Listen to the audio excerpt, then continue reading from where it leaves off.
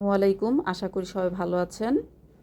আজকে আমি লাউ ডাল রান্না করব। এর জন্য আমি 1 কাপ মসুর ডাল ভালো করে ধুয়ে চুলায় চড়িয়ে দিয়েছি। বলক চলে আসলে আমি কেটে রাখা লাউ দিয়ে দিয়েছি ডালের মধ্যে এবং 3 থেকে 4টি কাঁচামরিচ ফালি, হাফ চা চামচ হলুদ গুঁড়ো দিয়ে চুলায় চড়িয়ে দিয়েছি। সাথে দিয়েছি স্বাদমতো লবণ।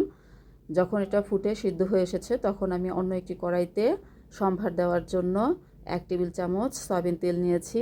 এতে আমি 2টি শুকনো মরিচ ছিঁড়ে দিয়েছি। কিছুক্ষণ তেলে আমি একটি বড় পেঁয়াজ ও কয়েক কোয়া রসুন কুচি করে দিয়েছি। কিছুক্ষণ ভেজে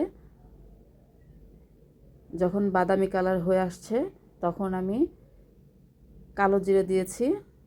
কালো জিরে দিয়ে আমি আরেকটু ভেজে নিয়েছি। বাদামি কালার করে আমি রান্না করা ডালের মধ্যে ছেড়ে দিয়েছি। হয়ে গেছে আমার লাউয়ের ডাল।